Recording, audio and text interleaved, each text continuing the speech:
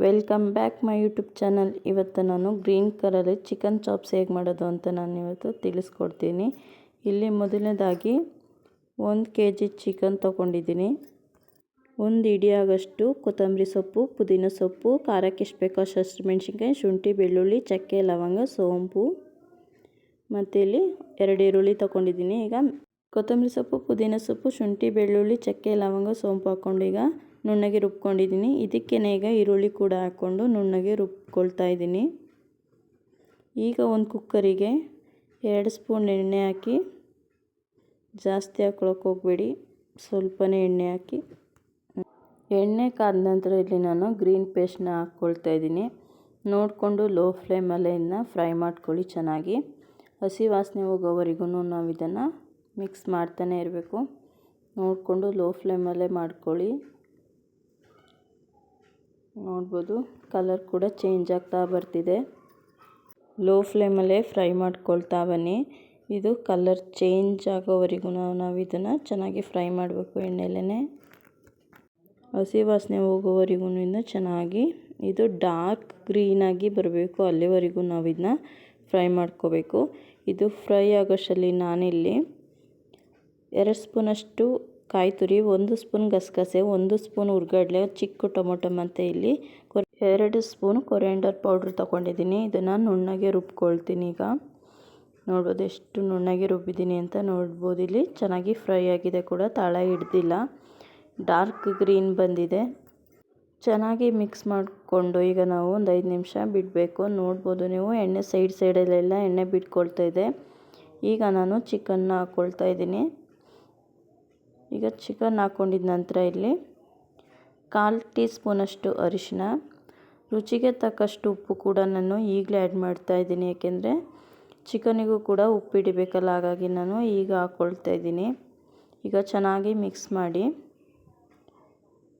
ಯಾರಿಗೆಲ್ಲ ಕಾಲು ಇಷ್ಟ ಹೇಳಿ, ಕೋಳಿ ಕಾಲು, ನನಗಂತೂ ಸಿಕ್ಕಾಪಟ್ಟೆ ಇಷ್ಟ ಕೋಳಿ ಕಾಲು, ಹಾಗಾಗಿ ಅದನ್ನು ಕೂಡ ಹಾಕ್ಕೊಳ್ತಿದ್ದೀನಿ. ಬೇಡ ಅಂದವರು ನೀವು ಅದನ್ನು ಸ್ಕಿಪ್ ಕೂಡ ಮಾಡ್ಕೋಬೋದು. ನೋಡಿ ಈಗ ಚೆನ್ನಾಗಿ ಮಿಕ್ಸ್ ಮಾಡಿದ್ದೀನಿ. ಇದು ನೀರು ಸೀದೋಗೋವರೆಗೂ ನಾವು ಇದನ್ನ ಚೆನ್ನಾಗಿ ಫ್ರೈ ಮಾಡಬೇಕು. ನೋಡ್ಬೋದು ಸ್ಟಾರ್ಟ್ ಆಗಿದೆ, ಆಲ್ರೆಡಿ ನೀರು ಬಿಡ್ತಾ ಇದೆ. ನೀವು ಚೆನ್ನಾಗಿ ಆಗಾಗ ಮಿಕ್ಸ್ ಮಾಡ್ತಾನೆ ಇರಿ. ಇದನ್ನು ನೀವು ಹೈ ಫ್ಲೇಮಲ್ಲೇ ಮಾಡ್ಕೋಬೇಕು, ಲೋ ಫ್ಲೇಮಲ್ಲಿ ಮಾಡ್ಕೊಳ್ಳೋಕೆ ಹೋಗಬೇಡಿ. ನೋಡ್ಬೋದು ನೀವು ಎಷ್ಟು ಕಲರ್ ಆಗಿ ಬಂದಿದೆ ಅಂತ, ಗ್ರೀನಾಗಿ. ನೋಡಿ ನೀರು ಕೂಡ ಕಮ್ಮಿ ಆಗ್ತಾ ಬರ್ತಾ ಇದೆ. ಆಲ್ಮೋಸ್ಟ್ ಇಲ್ಲಿ 50% ಚಿಕನ್ ಬೆಂದಿದೆ. ಜಾಸ್ತಿ ಬೇಯಿಸ್ಕೊಳ್ಳೋಕೆ ಹೋಗ್ಬಿಡಿ. ಈಗ ನಾವು ಕಾಯಿ ಮಸಾಲೆನ ಹಾಕಿ ಮಿಕ್ಸ್ ಮಾಡಿ. ಇದಕ್ಕೆ ನಿಮಗೆ ಗ್ರೇವಿಗೆ ಎಷ್ಟು ಬೇಕು ನೋಡಿ ಅಷ್ಟನ್ನು ನೀವು ನೀರು ಹಾಕ್ಕೊಳ್ಳಿ. ನಿಮಗೆ ಎಷ್ಟು ಬೇಕು ಗ್ರೇವಿಗೆ ಅಷ್ಟು ನೀರು ಹಾಕ್ಕೊಳ್ಳಿ. ಜಾಸ್ತಿ ತೆಳ್ಳಗೆ ಮಾಡ್ಕೊಳ್ಳೋಕೆ ಹೋಗ್ಬಿಡಿ, ಅಷ್ಟು ಚೆನ್ನಾಗಿರೋದಿಲ್ಲ.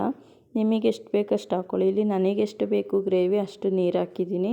ಇಲ್ಲಿ ಚಿಕನ್ ಕೂಡ 50% ಬೆಂದಿದೆ. ಇನ್ನು 50% ಬೇಯೋದಕ್ಕೆ ಸ್ವಲ್ಪ ನೀರು ಕೂಡ ಆ್ಯಡ್ ಮಾಡಿದ್ದೀನಿ. ನೋಡಿ ಇಷ್ಟು ಗಟ್ಟಿ ಇದ್ದರೆ ಸಾಕು. ಈಗ ಫುಲ್ಲು ಮಿಕ್ಸ್ ಮಾಡ್ಕೋಬೋದು. ನೋಡಿ ತುಂಬಾ ಗಟ್ಟಿ ಇದೆ, ನಿಮಗೆ ತೆಳ್ಳಗೆ ಅಂತ ಅನ್ನಿಸ್ಬೋದು ವಿಡಿಯೋದಲ್ಲಿ ನೋಡಿ ನನಗೆ, ಬಟ್ ಇದು ಗಟ್ಟಿನೇ ಅಂತ ಅನ್ನಿಸ್ತು. ಈಗ ಇದನ್ನು 1 ವಿಶಿಲ್ ನಾನು ಕೂಗಿಸ್ಕೊಳ್ತೀನಿ. ಈಗ ಕೂಗಿಸ್ಕೊಂಡ ನಂತರ ಲಿಡ್ನೆಲ್ಲ ಓಪನ್ ಮಾಡಿ ನೋಡಿ ಕುದಿಯಕ್ಕೆ ಬಿಟ್ಟಿದ್ದೀನಿ. ನೋಡ್ಬೋದು ಎಷ್ಟು ಗ್ರೀನಾಗಿ ಬಂದಿದೆ ಅಂತ ನೋಡಿ. ಈಗ ನಾನು ಲಾಸ್ಟ್ಗೆ ಕೊತ್ತಂಬರಿ ಸೊಪ್ಪು ಕೂಡ ಹಾಕಿಲ್ಲ, ನಾನು ಮೊದಲನೇದಾಗಿ ಹಾಕಿದ್ದೀನಲ್ಲ, ಹಾಗಾಗಿ ನಾನು ಎಕ್ಸ್ಟ್ರಾ ಏನು ಬೇಕು ಅಂತ ಅನ್ನಿಸ್ಲಿಲ್ಲ, ಅದಕ್ಕೆ ಹಾಕಿಲ್ಲ. ನಿಮಗೆ ಬೇಕಂದರೆ ನೀವು ಹಾಕೋಬೋದು.